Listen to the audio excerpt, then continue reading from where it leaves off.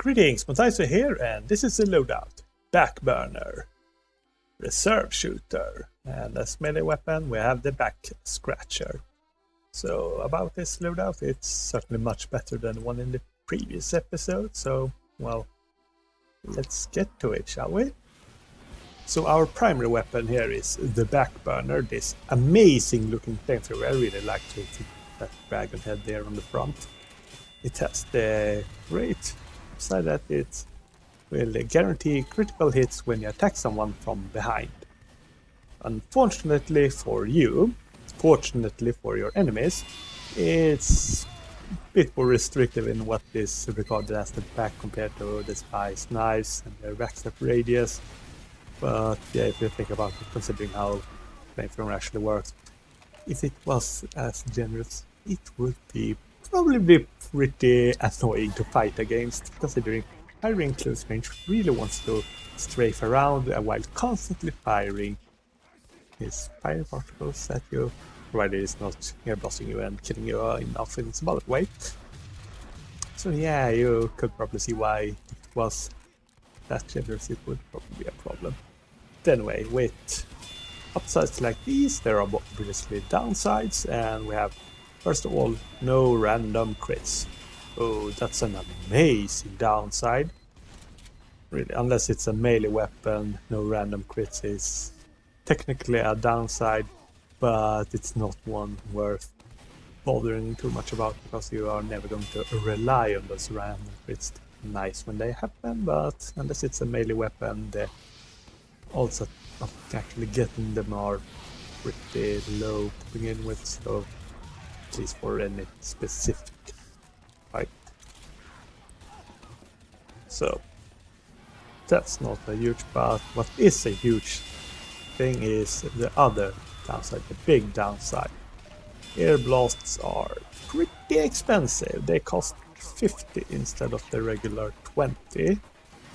So from full ammo you have 4 airblasts. Yay, that's not much. So you really need to think about when to airblast. So it's not really, obviously not really a good weapon for if you are trying to extinguish a lot of teammates that are constantly being set on fire, or if you're trying to use it for crowd control stuff and not finishing off enemies, such as pushing them away from a point you're capping or stuff like that. It's not really that good, but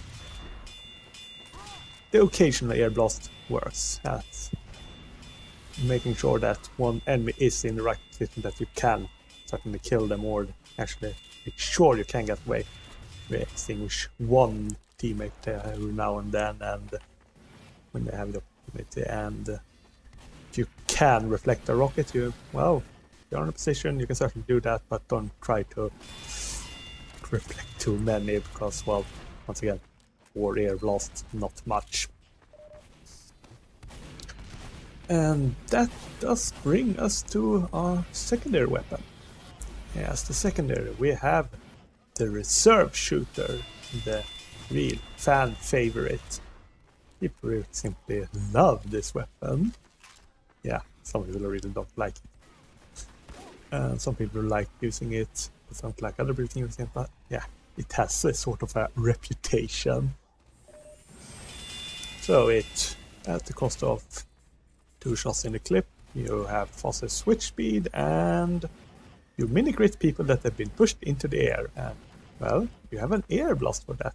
Now the thing here, and the reason why you don't see these weapons combined, is that, well, doesn't the Backburner, it has more expensive air blast, right?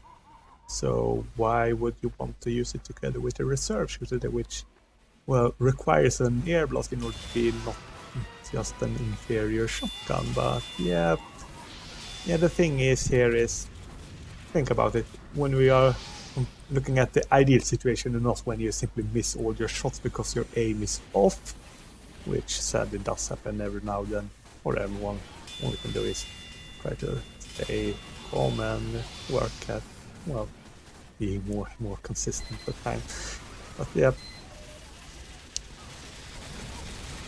you move in against someone, it's generally a bad idea to make a full frontal assault, so that's let's ignore the possibility of making full frontal assault against a soldier and reflecting rockets on the way in. So ideally you're moving into an enemy, they are hopefully not noticing you. You set them on fire, you airblast them, you shoot them, they die. So how many airblasts do you use? Well, 1. And they drop an ammo pack that you can pick up to get the ammo back. Okay, so as you can see there, if you're using the researcher in the situation where it's actually most useful, and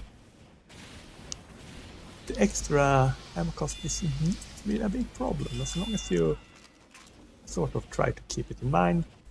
Yeah, you don't really can actually get away with not running out of ammo, so these weapons actually work together. You move in someone, if they are completely behind you, will deal the crits. If they manage to turn or react in time for that, or they died, well, you can airblast them and finish them off quickly with the mini crits. So yeah, it's pretty good, and that brings us to why we picked the melee weapon that was picked.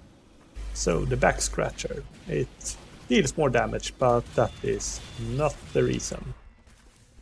That's the reason why you may want to use it in medieval mode, or at least one big reason why you want to use it in medieval mode. But here, the extra damage, that's pretty much irrelevant. What we're using it for is the fact that it gives you more health from health packs. And as we are making a pirate that is roaming around and trying to get in on flanks and behind people, getting that extra health is pretty nice. That's the downside, that Medibeams, dispensers and payload cards don't really heal you that much.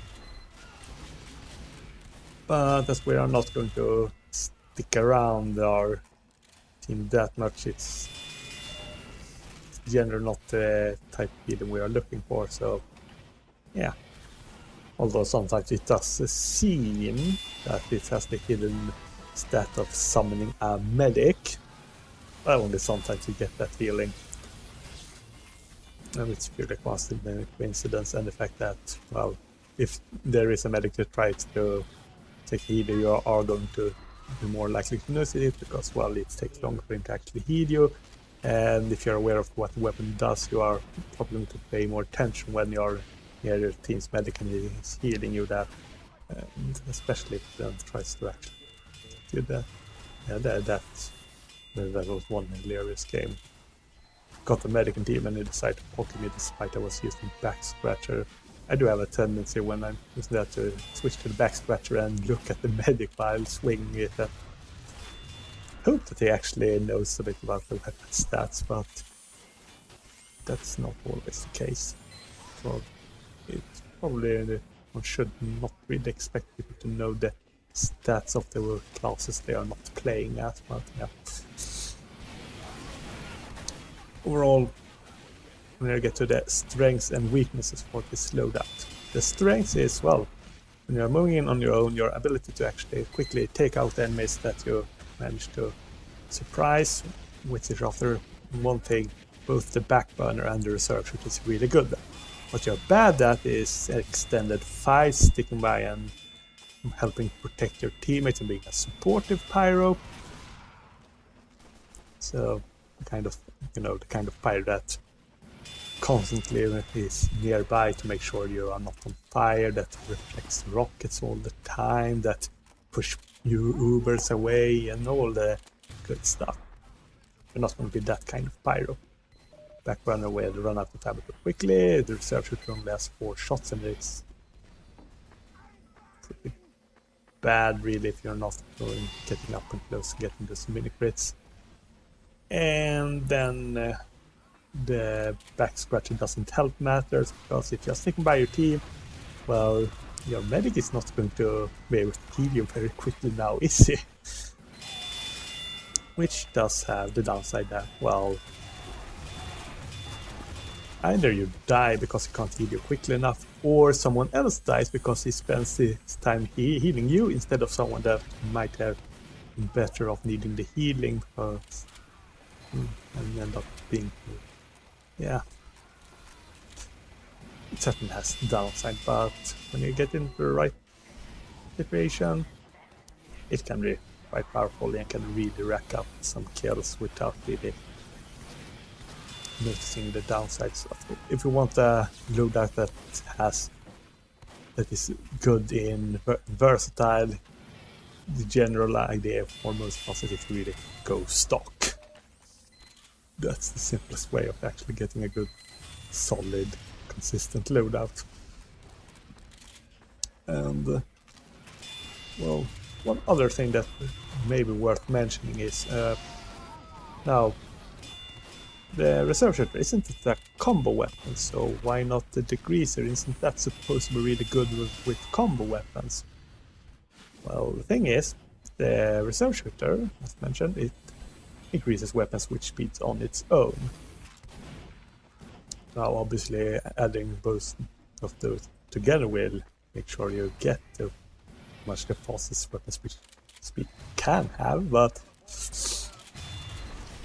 the thing, it's similar to why you maybe don't want to combine the Liberty launcher with the gunboats, but not quite as extreme, because it's that I'm fairly certain that the modifiers are going to be multiplicative.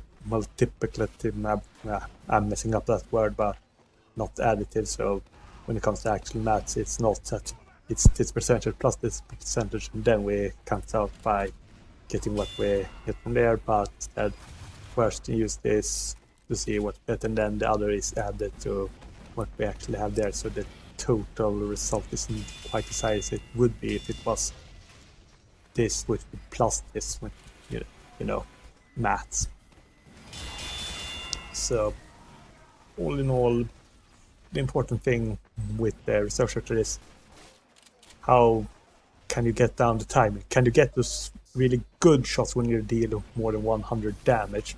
It doesn't require that you actually keep moving forward towards the guy you actually airblasted. Don't back off or anything like that, which sometimes is what you want. And the answer is, it's not impossible to get those in. It's certainly possible to get the timing right. In fact, as far as combo weapons goes, reserve shooter is the one that least needs the degreaser. So yeah, if you want to use the reserve shooter, feel free to go ahead to use other flamethrowers other than degreaser.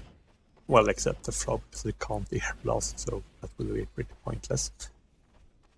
But in that case, the main reason for degreaser is actually to combo with making sure if you're using something like the extinguisher, well, then you want extra switch speed when you come from the degreaser to extinguisher. But when you are using your flamethrower together with your reserve shooter, you don't need a degreaser. Anyway, all in all, this loadout, it's pretty powerful, as I said. Pretty powerful in right surfaces, but not without its weaknesses like any other, and not used that often because people generally don't really think about combining the reserve shooter and the backburner. You don't see that combination very often, but it's certainly going to be personally more terrifying than pretty much almost all the reserve shooter pirates I tend to face. But that's maybe just my opinion, but I fear the common W plus M1 pyro more than the common reserve shooter pyro. One reason may be the fact that I actually do try to respect the pyro's ability to actually deal damage at close range and don't get too close to them. Even if I could technically kill him even faster with a shotgun, but that requires actually get those shots exactly right. So when it's pyro, even way, and if you're not close to him, he can't really use his reserve shooter.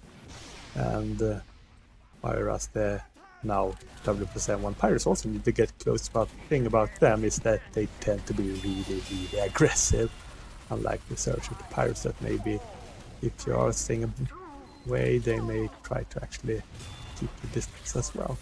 Anyway, hope you enjoyed this, and I'll see you next time. Goodbye.